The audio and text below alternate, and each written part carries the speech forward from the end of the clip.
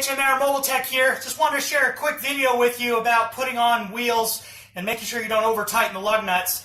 I like to use my Ingersoll Rand 20 volt to loosen the lug nuts, and then I like to use my 3/8 drive to tighten them down, or you could get like a cheaper 20 volt half-inch impact wrench that you use just for this purpose, just so you don't over tighten and ruin the lug nuts or the lug studs or both. And then what I do is, because I'm going to use a torque wrench, I'm going to torque everything by hand once I'm all done. So I just go ahead and just do this.